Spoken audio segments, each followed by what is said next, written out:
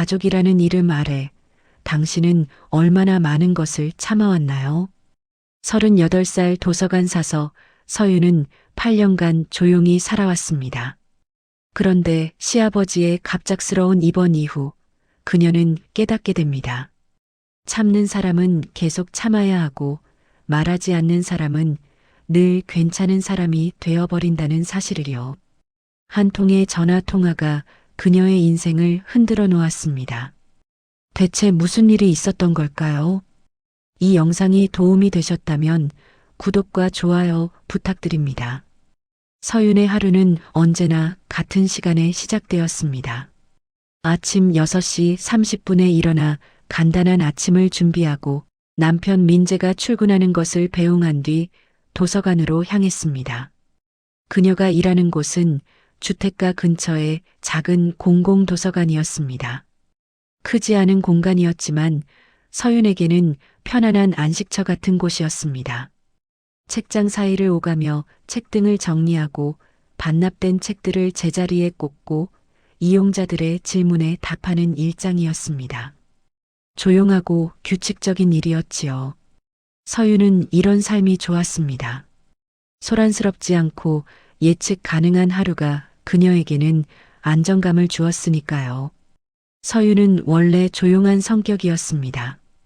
어릴 적부터 말이 많지 않았고 자신의 의견을 강하게 내세우는 편도 아니었습니다. 학창 시절에도 친구들 사이에서 분쟁이 생기면 중재하는 역할을 했지요. 누군가와 다투는 것보다 듣고 이해하는 편이 훨씬 편했습니다. 대학에서 문헌정보학을 전공한 뒤 자연스럽게 사서의 길을 택했습니다. 책과 함께하는 일, 사람들에게 필요한 정보를 찾아주는 일이 그녀의 성향과 잘 맞았습니다. 조용히 자신의 역할을 다하면서도 누군가에게 도움이 되는 일이라는 점이 마음에 들었습니다. 30살에 민재를 만났습니다. 친구의 소개로 만난 그는 차분하고 성실한 사람이었습니다. 화려하지는 않았지만 믿음직했고 서윤의 조용한 성격을 편하게 받아들여 주었습니다. 교제 2년 만에 결혼했고 어느덧 결혼 8년 차가 되었습니다. 두 사람은 아이를 갖지 않기로 했습니다. 특별한 이유가 있었던 건 아니었습니다. 서로 일에 집중하고 싶었고 둘만의 생활이 편했습니다. 주변에서 아이 계획에 대해 물어볼 때마다 아직이요라고 웃으며 넘겼지만 사실 두 사람은 이미 마음속으로 결정을 내린 상태였습니다. 맞벌이를 하며 작은 아파트에서 소박하게 살았습니다. 크지 않은 방 2개짜리 아파트였지만 둘이 살기에는 충분했습니다. 주말이면 함께 장을 보러 가고 가끔 영화를 보거나 근처 공원을 산책했습니다. 특별한 일 없이 흘러가는 평범한 일상이었습니다. 시댁과의 관계도 나쁘지 않았습니다. 시어머니는 상냥한 분이셨고 시아버지는 과묵하지만 따뜻한 사람이셨습니다. 큰아주버님 부부와도 명절이나 가족 모임에서 만날 때 자연스럽게 인사를 나누는 정도였습니다. 깊은 관계는 아니었지만 불편함도 없었습니다. 서윤은 스스로를 괜찮은 며느리라고 생각했습니다. 시댁 행사에 빠지지 않았고 시부모님께 예의를 지켰으며 가족 모임에서 조용히 자신의 역할을 했습니다. 큰 소리 낼 일도 없었고 불만을 드러낼 일도 없었습니다. 하지만 지난 9월 모든 것이 달라지기 시작했습니다. 시아버지께서 갑자기 쓰러지셨다는 연락을 받았습니다. 심장에 문제가 생겨 응급실로 실려갔다는 소식이었습니다. 서윤과 민재는 급하게 병원으로 달려갔습니다. 다행히 생명에는 지장이 없었지만 수술이 필요한 상태였습니다. 시아버지는 입원하셨고 가족들은 병원을 오가기 시작했습니다. 서윤도 퇴근 후 자주 병원에 들렀습니다. 시어머니를 도와 간병을 거들고 필요한 물품을 챙겨다 드렸습니다. 병원에서 큰아주버님 내외를 자주 마주쳤습니다. 그동안은 명절에나 보던 사이였는데 이렇게 자주 만나니 전에는 몰랐던 부분들이 보이기 시작했습니다. 큰아주버님 내외는 언제나 밝고 친절했습니다. 서윤에게도 고맙다는 말을 자주 했습니다. 하지만 뭔가 묘한 느낌이 들었습니다. 말은 부드러웠지만 어딘가 서윤을 평가하는 듯한 뉘앙스가 담겨 있었습니다. 서윤 씨는 참 성실하네요. 아이도 없으니 여유가 있어서 좋겠어요 라는 말이나 요즘 맞벌이 부부들은 다들 바쁘다고 하던데 서윤 씨는 시간 내기가 쉬운가 봐요라는 식의 대화였습니다. 처음에는 그냥 가벼운 농담이거나 칭찬이라고 생각했습니다. 서윤은 그런 말들을 웃으며 넘겼습니다. 하지만 그런 말들이 반복될수록 마음 한구석이 불편해졌습니다. 왜 아이가 없다는 사실이 여유와 연결되는 걸까요? 왜 자신이 병문안을 오는 것이 당연한 일처럼 여겨지는 걸까요? 어느 날 저녁 서윤이 병실에 들어섰을 때 큰아주버니께서 말씀하셨습니다. 서윤 씨, 오늘도 왔어요? 정말 고마워요. 우리는 애들 학원 때문에 매일은 못 오는데 서윤 씨는 참 부지런하네요. 그 말에는 고마움보다는 어떤 비교의식이 담겨 있는 것 같았습니다. 서윤은 그저 웃으며 괜찮아요라고 대답했습니다. 하지만 집으로 돌아오는 길 마음이 무거웠습니다. 왜 자꾸 이런 말들이 신경 쓰이는 걸까요? 자신이 너무 예민한 건 아닐까요? 민재에게 이야기해 볼까 생각했지만 입 밖으로 꺼내지 못했습니다. 뭐라고 설명해야 할지 막연했습니다. 큰아주버님 내외가 나쁜 사람들은 아니었으니까요. 겉으로 보기엔 친절하고 다정했습니다. 다만 그 말들 속에 담긴 미묘한 뉘앙스, 은근한 평가의식이 서윤을 불편하게 만들었을 뿐이었습니다. 서윤은 스스로에게 타일렀습니다. 가족이니까 이 정도는 넘어가야 한다고요. 모든 사람과 완벽하게 맞을 수는 없고 작은 불편함쯤은 참는 것이 어른스러운 일이라고요. 시아버지께서 편찮으신 상황에서 불필요한 감정 소모를 할 필요는 없다고 스스로를 설득했습니다.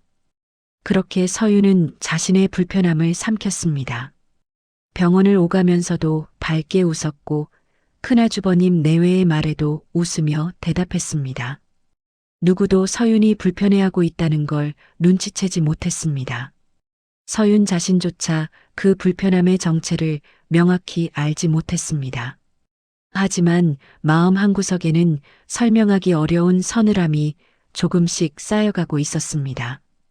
가족이라는 이름 아래 자신이 감당해야 할 몫이 점점 커지고 있다는 느낌, 자신의 선택과 삶이 평가받고 있다는 느낌이었습니다. 그리고 며칠 뒤 서윤의 삶에 균열을 만들 결정적인 순간이 찾아오게 됩니다.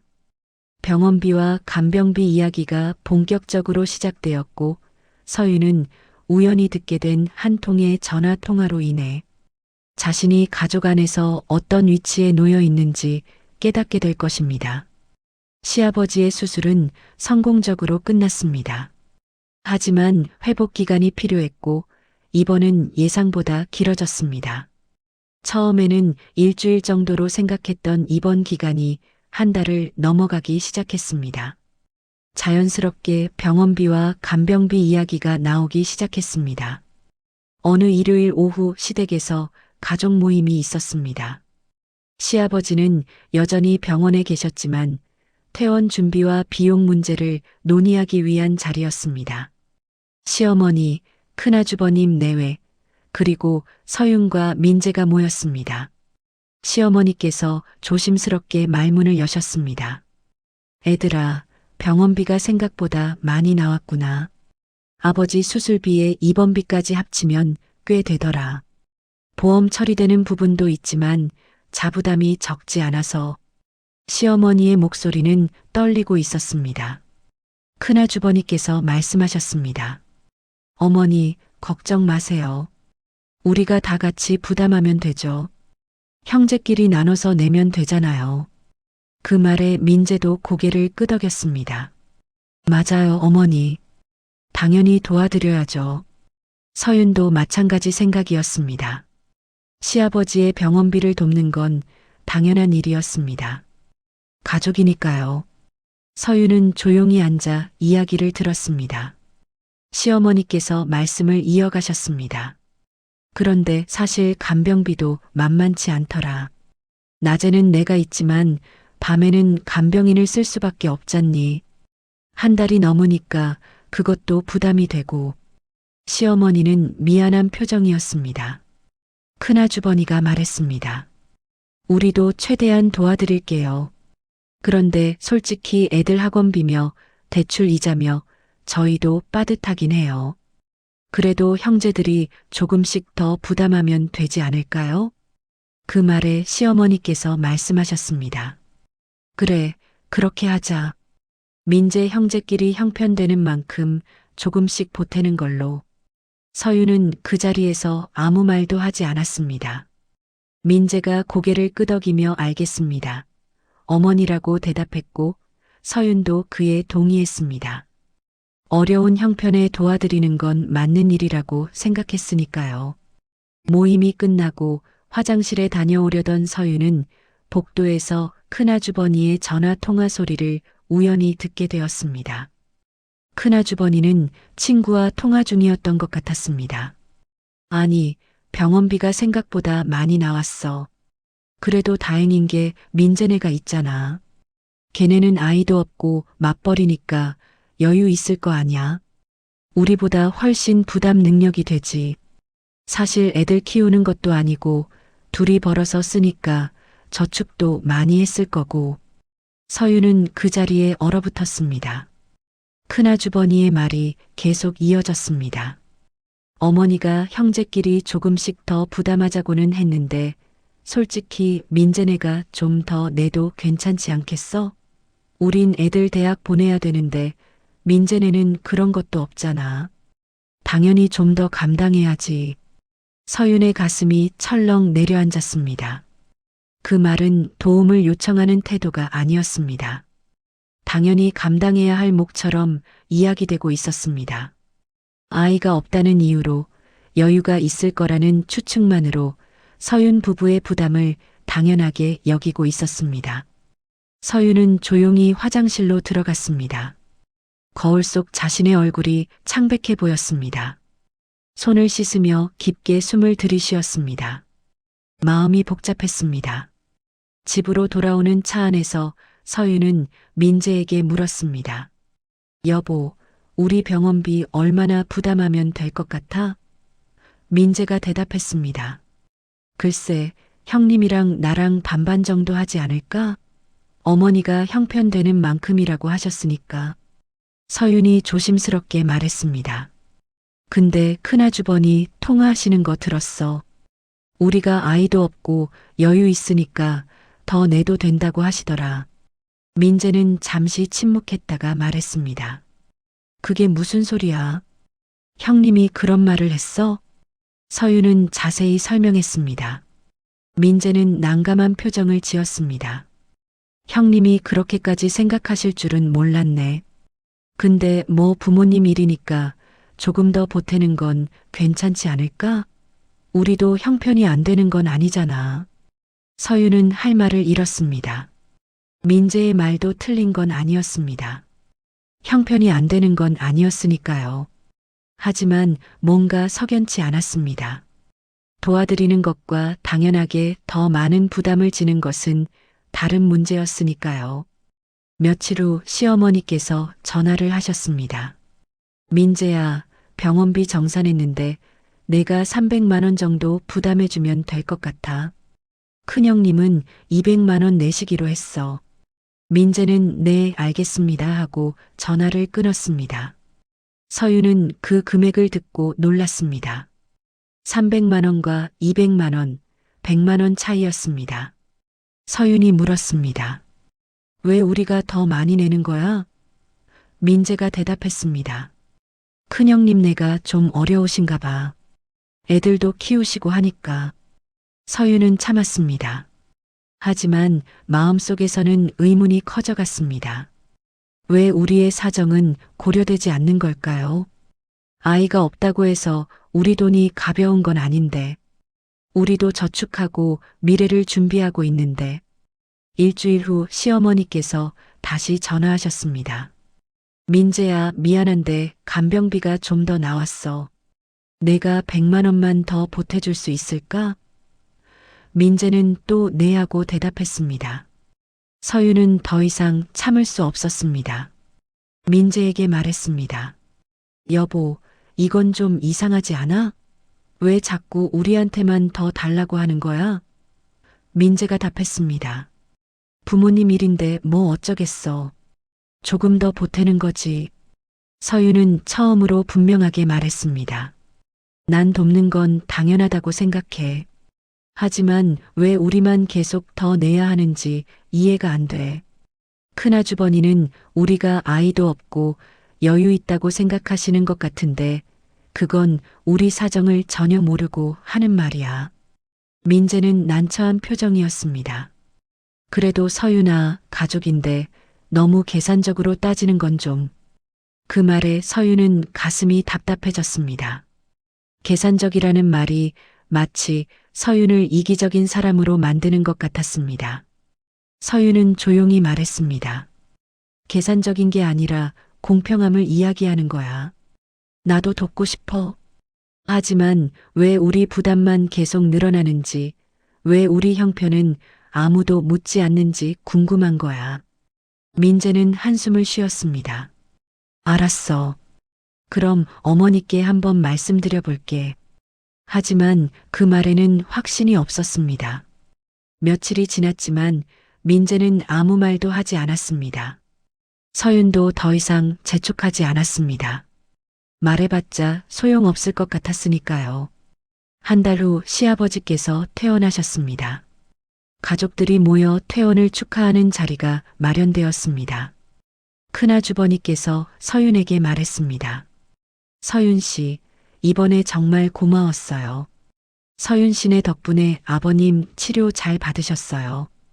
그 말에는 진심 어린 감사보다는 당연한 일을 했다는 뉘앙스가 담겨 있었습니다. 서윤은 웃으며 아니에요라고 대답했지만 마음은 무거웠습니다.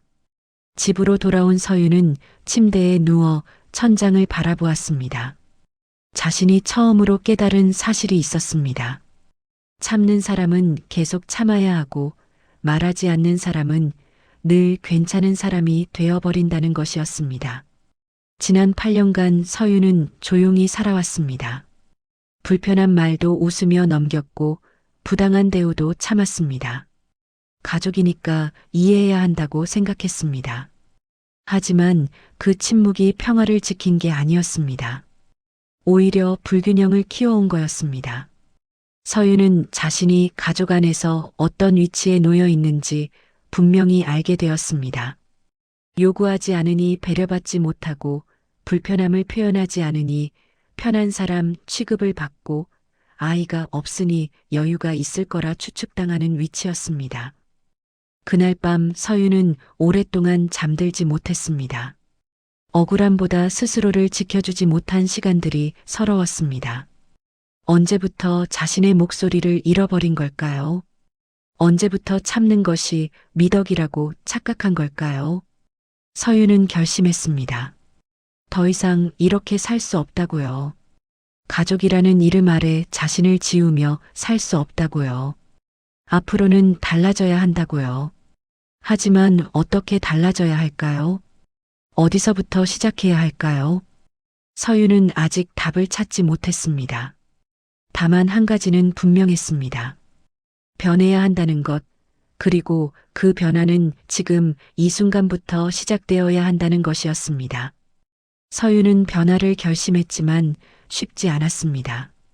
평생 참아온 습관을 바꾸는 일은 생각보다 어려웠습니다. 아침에 일어나면 여전히 예전의 서윤으로 돌아가고 싶은 유혹이 찾아왔습니다. 조용히 웃으며 넘기는 게 편했으니까요. 갈등을 만들지 않는 게 익숙했으니까요. 하지만 서윤은 알고 있었습니다. 이대로는 안 된다는 것을요. 더 이상 자신을 지우며 살 수 없다는 것을요. 며칠 후 시어머니께서 전화를 하셨습니다. 민재야, 이번 주말에 다들 모이자. 아버지 퇴원하신 것도 축하하고 병원비 정산도 확실히 하고 민재는 네, 알겠습니다 하고 전화를 끊었습니다. 서윤은 그 말을 듣고 긴장했습니다. 병원비 정산이라는 말이 무겁게 다가왔습니다. 하지만 동시에 기회라고 생각했습니다. 이제는 말해야 한다고요. 자신의 생각을 분명히 전해야 한다고요. 주말이 되었습니다. 시댁에 모인 가족들은 식사를 하며 시아버지의 회복을 축하했습니다.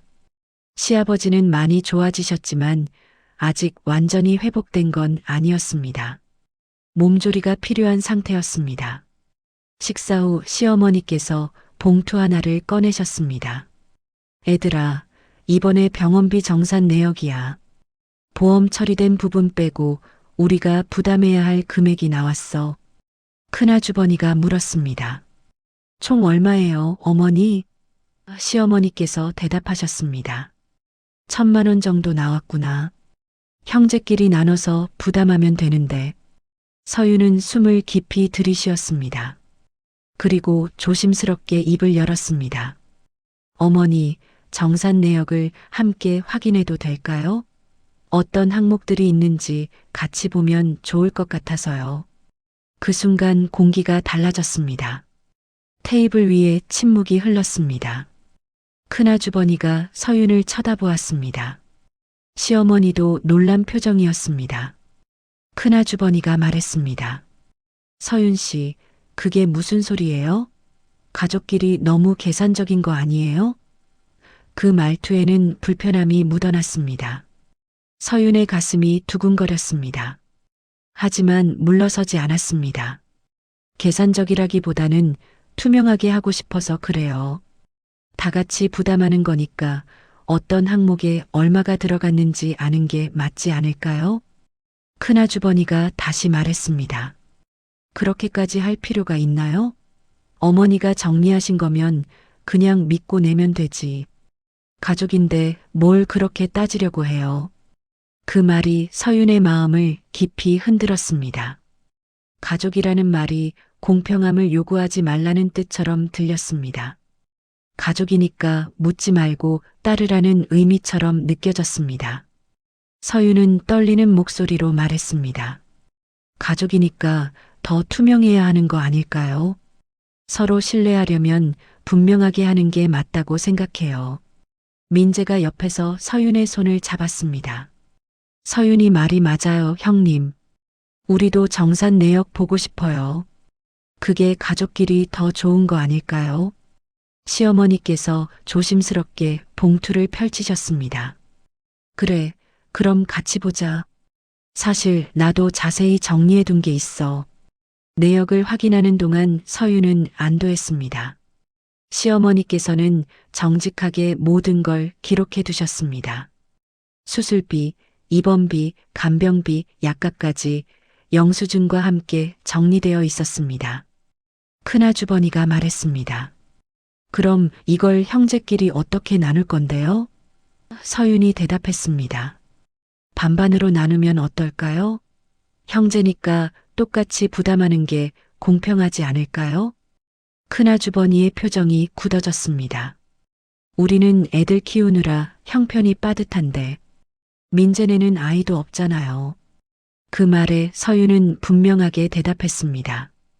우리도 저축하고 미래를 준비하고 있어요. 아이가 없다고 해서 여유가 있는 건 아니에요. 민재도 거들었습니다.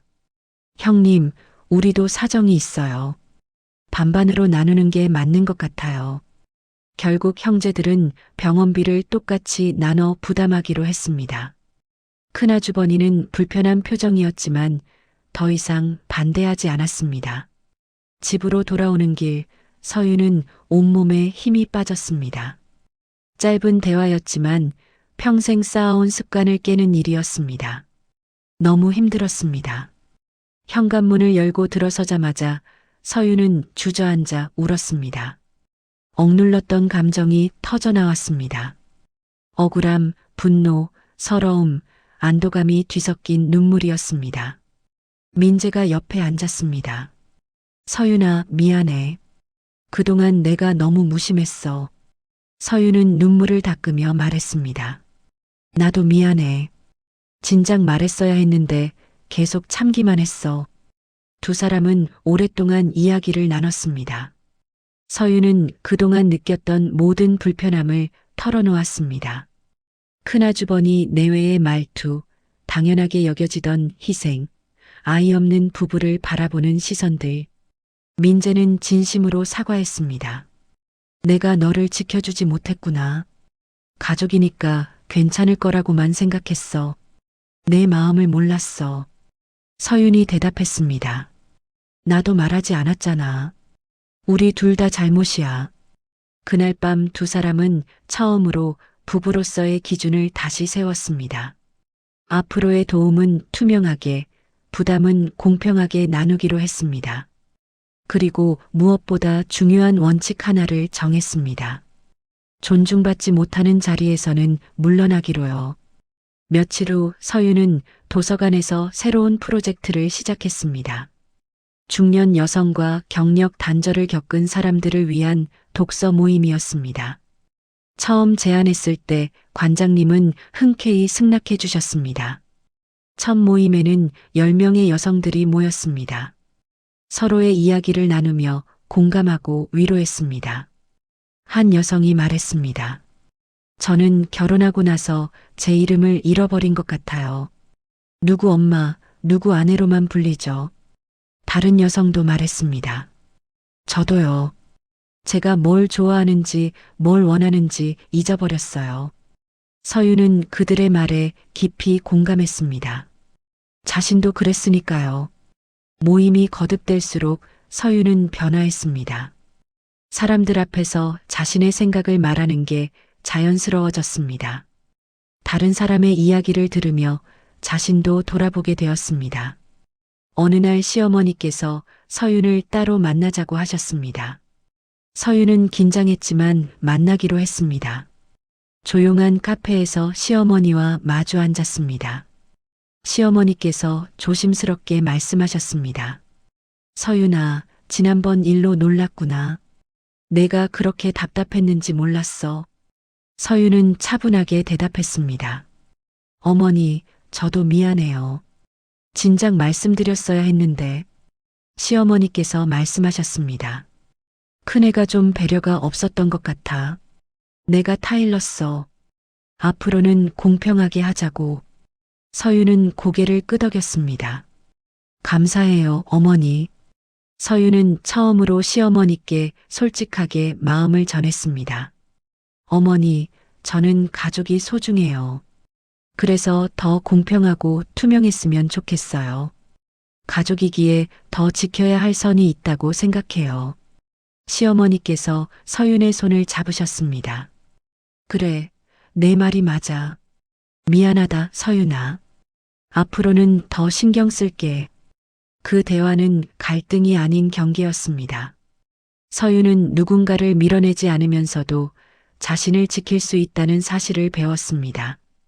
존중하면서도 분명할 수 있다는 것을 알게 되었습니다. 몇 주 후 가족 모임이 있었습니다. 큰아주버니가 서윤에게 말했습니다. 서윤 씨, 지난번에 제가 좀 그랬죠. 생각해보니 서윤 씨 말이 맞았어요. 투명하게 하는 게 서로한테 좋은 거더라고요. 서윤은 웃으며 대답했습니다. 괜찮아요. 우리 앞으로 잘 지내요. 그 말에는 진심이 담겨 있었습니다. 서윤은 점점 달라지고 있었습니다. 시댁 모임에서도 불편한 말에는 웃지 않았습니다. 필요한 말만 하고 감정을 억누르지 않았습니다. 도서관 모임에서는 자신감 있게 진행했습니다. 어느 날 도서관 모임에서 한 여성이 물었습니다. 서윤 선생님, 어떻게 그렇게 당당해지셨어요? 서윤은 잠시 생각하다가 대답했습니다. 제가 당당해진 게 아니라 제 자신을 찾은 거예요. 저도 소중하다는 걸 깨달았어요. 그 말을 하면서 서윤은 깨달았습니다. 자신이 정말로 변하고 있다는 것을요. 더 이상 조용히 참기만 하는 사람이 아니라 자신의 삶에 책임지는 어른으로 성장하고 있다는 것을요. 변화는 극적이지 않았습니다. 하지만 분명했습니다. 서윤은 조금씩, 그러나 확실하게 자신의 인생을 되찾아가고 있었습니다. 그리고 그 변화는 주변 사람들에게도 영향을 미치기 시작했습니다. 서윤은 그렇게 자신의 인생을 스스로 선택하는 사람이 되어가고 있었습니다. 계절이 바뀌었습니다. 시아버지가 입원했던 그 가을에서 이제 봄이 찾아왔습니다. 서윤의 삶도 계절처럼 조용히 변화하고 있었습니다. 도서관 독서 모임은 어느덧 6개월째 이어지고 있었습니다. 처음 10명으로 시작했던 모임은 20명으로 늘어났습니다. 중년 여성들뿐 아니라 경력 단절을 겪은 남성들도 참여하기 시작했습니다. 모두 자신의 이야기를 가진 사람들이었습니다. 어느 날 모임에서 한 여성이 말했습니다. 저 이번에 작은 카페 창업했어요. 20년 만에 다시 일을 시작했죠. 여기서 용기 얻었어요. 다른 회원이 박수를 쳤습니다. 축하해요. 저도 요즘 자격증 공부 시작했어요. 서윤은 그들의 이야기를 들으며 뿌듯함을 느꼈습니다. 자신도 변했지만 다른 사람들에게도 작은 영향을 주고 있다는 게 신기했습니다. 도서관 관장님도 서윤의 변화를 알아보셨습니다. 서윤 씨, 요즘 많이 달라졌어요. 더 밝아지고 자신감 있어 보여요. 시댁과의 관계도 조금씩 달라지고 있었습니다. 큰아주버니는 더 이상 서윤 부부의 형편을 함부로 추측하지 않았습니다. 가족 모임에서도 예전처럼 은근한 평가를 담은 말을 하지 않았습니다. 어느 일요일 가족 모임이 있었습니다. 시어머니께서 식사를 준비하셨고 가족들이 모여 앉았습니다. 큰아주버니가 서윤에게 물었습니다. 서윤 씨, 요즘 도서관에서 뭔가 하신다면서요? 서윤이 대답했습니다. 네, 독서 모임 진행하고 있어요. 중년들을 위한 모임이에요. 큰아주버니가 말했습니다. 좋은 일 하시네요. 우리의 엄마도 요즘 뭔가 하고 싶다고 그러는데 그런 모임 있으면 좋겠다고 했거든요. 서윤은 웃으며 말했습니다. 관심 있으시면 오세요. 누구나 환영이에요. 그 대화는 자연스러웠습니다. 예전처럼 어색하거나 불편하지 않았습니다. 식사 후 시어머니께서 서윤을 부르셨습니다. 서윤아, 너 요즘 정말 좋아 보인다. 뭔가 달라진 것 같아. 서윤이 대답했습니다. 제가 조금 성장한 것 같아요, 어머니. 시어머니께서 말씀하셨습니다. 나도 반성 많이 했어.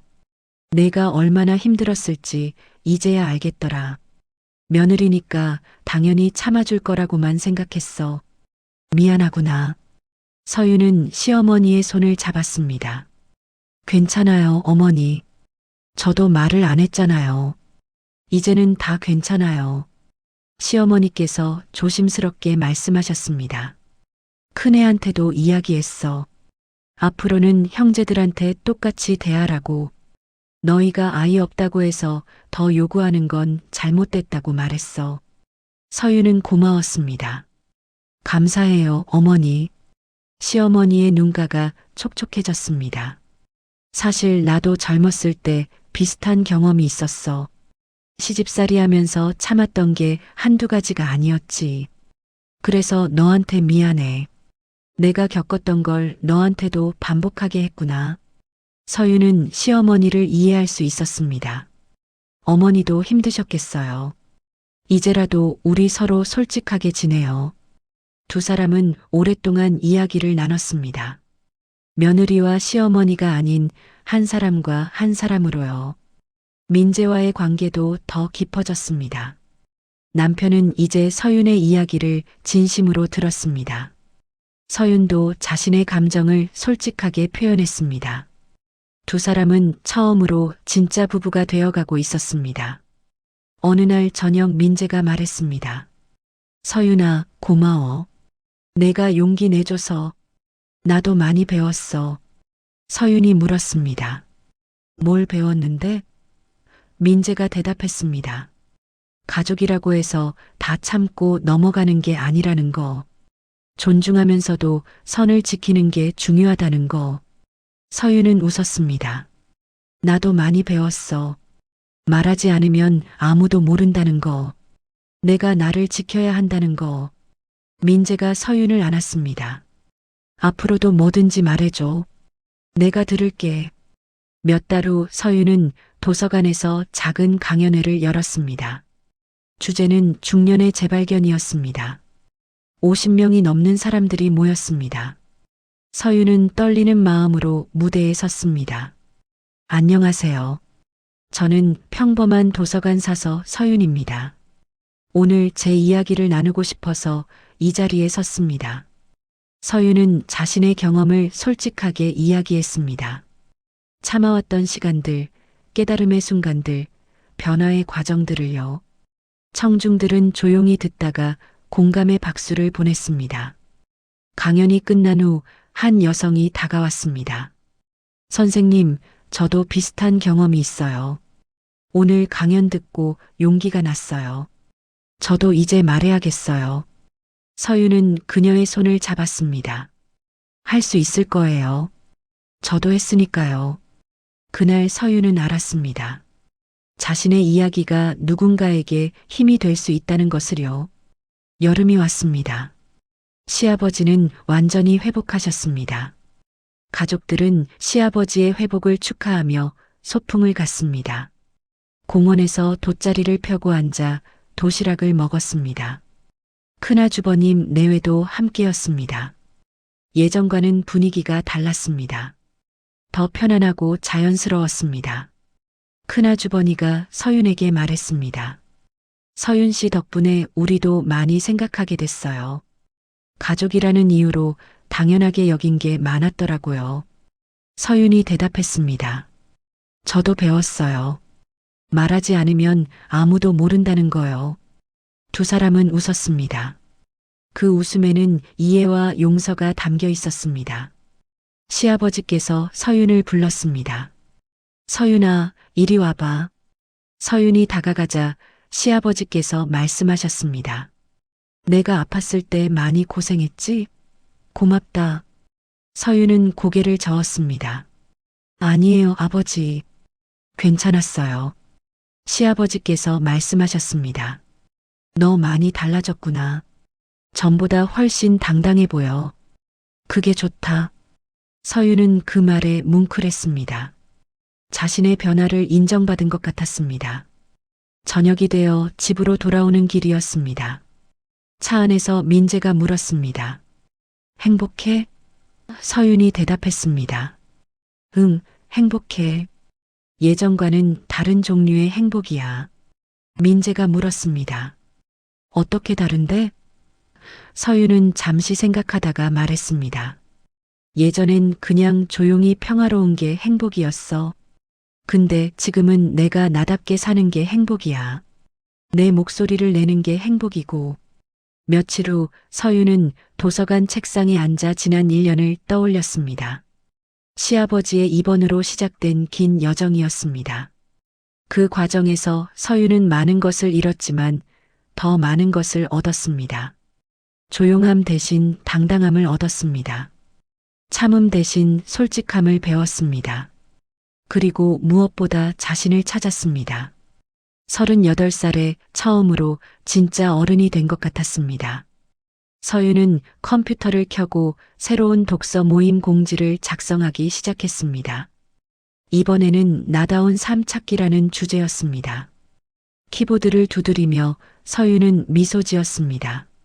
창밖으로 햇살이 비쳤습니다. 책장 사이로 들어오는 빛이 따뜻했습니다. 서윤은 일어나 창가로 걸어갔습니다. 저 멀리 하늘이 맑았습니다. 서윤은 생각했습니다.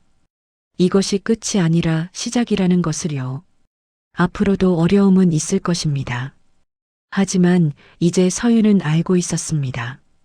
자신을 지키는 법을요. 말해야 할 때 말하는 법을요.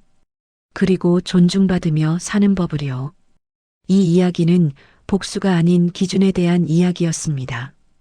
단절이 아닌 성숙에 대한 기록이었습니다. 극적인 변화가 아닌 조용하지만 단단한 성장의 이야기였습니다. 서유는 더 이상 조용히 참기만 하는 사람이 아니었습니다. 자신의 삶에 책임지는 어른이었습니다. 다른 사람을 배려하면서도 자신을 지킬 줄 아는 사람이었습니다. 그리고 무엇보다 서유는 이제 행복했습니다. 남에게 인정받는 행복이 아니라 스스로 선택한 행복이었습니다. 그것이 진짜 행복이라는 걸 서유는 알고 있었습니다. 책장 정리를 마친 서유는 다시 자리에 앉았습니다. 오늘도 평범한 하루가 흘러가고 있었습니다. 하지만 이제 그 평범함은 달랐습니다. 자신이 선택한 평범함이었으니까요. 서유는 그렇게 자신의 인생을 스스로 살아가는 사람이 되었습니다. 그리고 그 삶은 아직 끝나지 않았습니다. 앞으로도 계속될 것입니다. 조용하지만 단단하게요.